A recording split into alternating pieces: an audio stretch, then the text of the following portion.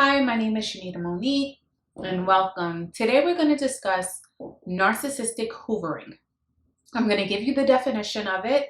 We're going to talk about why this narcissistic person is hoovering you, the tactics that they might use, and also how to counteract that. All right, so let's just start with the definition of hoovering. Hoovering, when it comes to a narcissistic relationship, is a type of emotional abuse or emotional blackmail used by a narcissistic person. Now, one of the reasons they may do this is to gain control, emotional control over their victims. Now, again, the definition is kind of like there's no really clear-cut black and white. It's just hoovering is a tactic that's used. So how I would describe hoovering is, in very plain terms, is when you have an ex or you're with, you ended a relationship or whatever, and the person becomes a stalker. The person becomes a bugaboo. The person, you might say, okay, they're harassing you. All of these are in layman terms, these are hoovering tactics if the person in fact is a narcissist.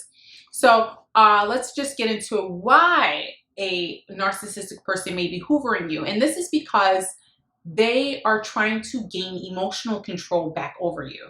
Either you have ended the relationship with them, or let's say at this point you might be stonewalling them or trying to go no contact, or whatever the case is. They feel like they're losing, and as a form to get you back, they might start hoovering. Now, again, this might just mean stalking, but hoovering is almost like another form of love bombing.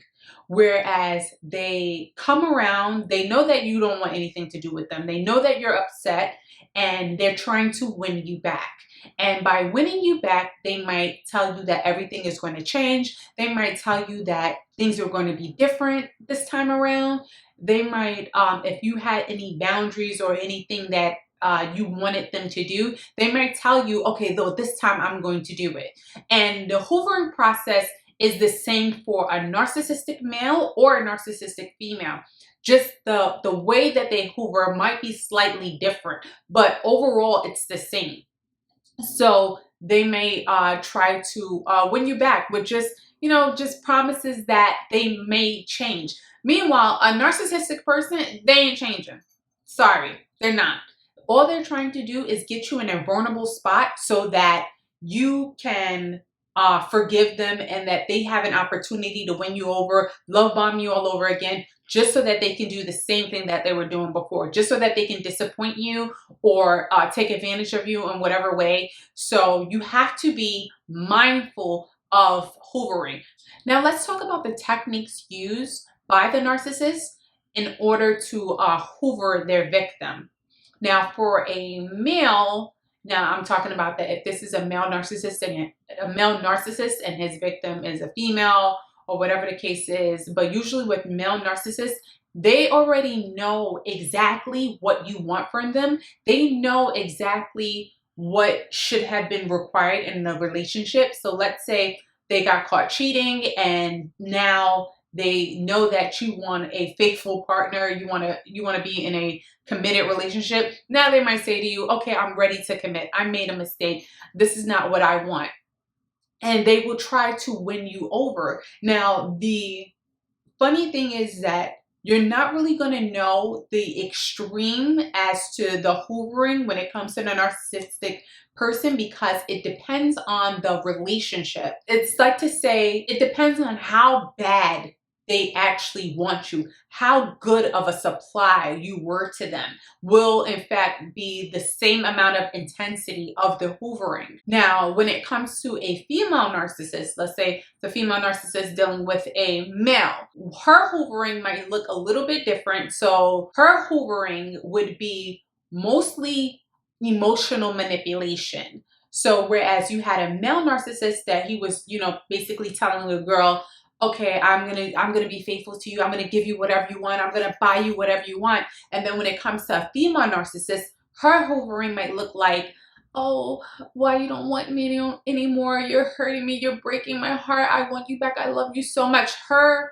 hoovering is going to be mostly emotional, because when it comes to a female narcissist, they are geared to tap into your emotional side when it comes to dealing with a man.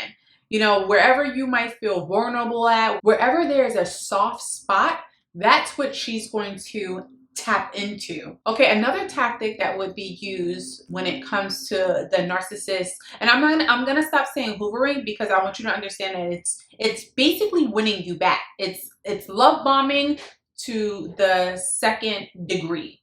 And so when it gets to this point, their goal is to get you back. Love bombing you the first time, they were trying to figure you out or whatever.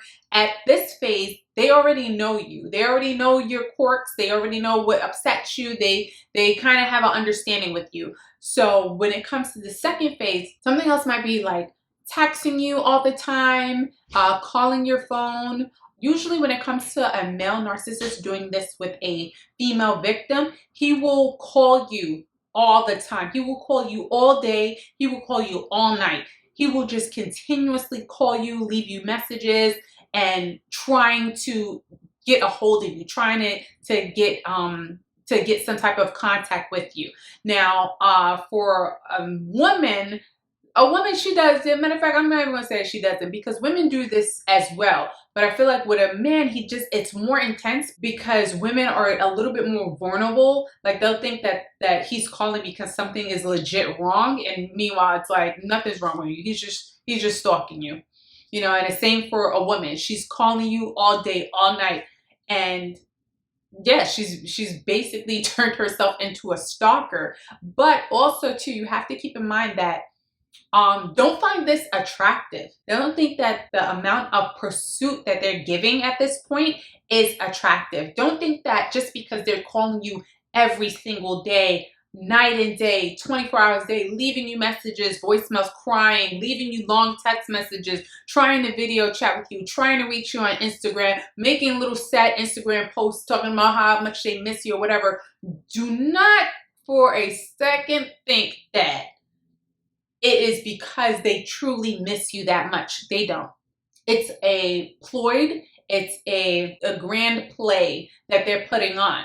At this point in time, they don't care, because the only thing that really matters to them is the fact that they can get you back. That's it. And the moment that they get you back, believe me, it's all over. Another tactic in order to get you back would be like to show up at your house too. Now, I've dated narcissistic people before, and whereas I wasn't feeling a relationship and I discarded them, not understanding that my actions was called a discard. I just was like, okay, I'm not feeling this.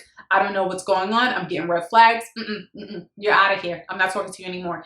And have this narcissistic person like out of nowhere show up to my house. The thing is that if they know where you live, they're going to show up. If they know where you work, they will show up. If they know that you hang out in a certain area, or if you go to a certain bar, or there's activities that you like to do, they have no problem with showing up to those places. Now keep in mind, when they show up to these places, they can use two reasons. One, they can make it seem like they were just in the area and it's just by coincidence that they're there.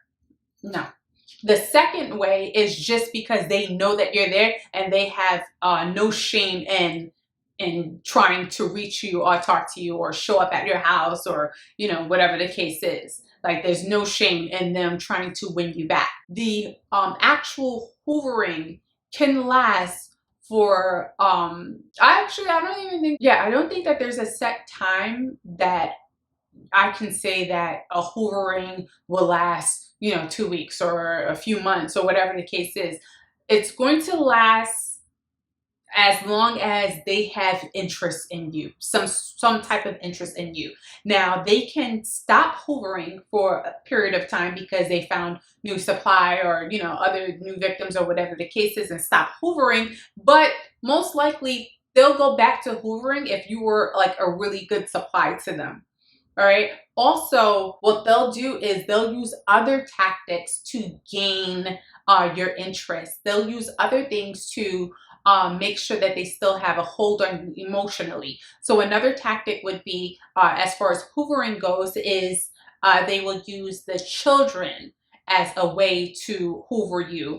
And how they use the children is, let's say you're a woman, right? You're a woman, you're dealing with a male narcissist. What he'll do is if you have children together, when he drops off his kids, he'll want to come inside your house. He'll want to hang out with you and the kids. He'll invite you to do things together with the kids. Like, oh, I'm going here with the kids. Don't you want to come? Like, oh, let's just, it'll be fun. Let's just do things together. And you're like, and in your mind, you're thinking, I don't really see the harm in that. Maybe we're starting to co-parent. No, that ain't it. All right. Also, if you're a male and you're dealing with a female narcissist, how she uses the children to hoover you is basically when she tries to make demands on you and do things in spite of the children, so that she knows that it's going to hurt you.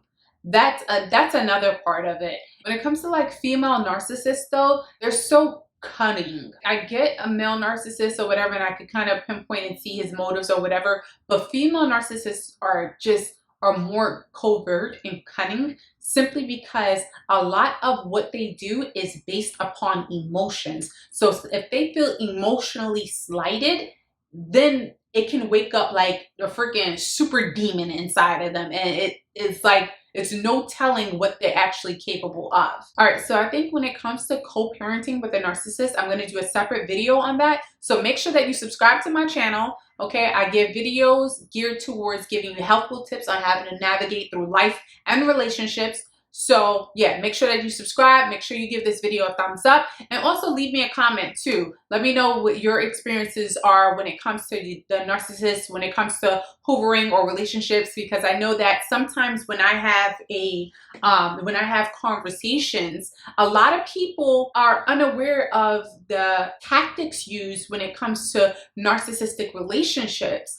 And and especially when it comes to like the terminologies and everything else. Like if you're a person that you understand narcissistic relationships, then you are pretty much familiar with the phases and the terminologies used and other tactics or whatever. But if you're not, it's kind of like it's mind-blowing when you first step into realizing that people actually have this disorder and they act in this way where it's just so detrimental to a person that does not deserve it.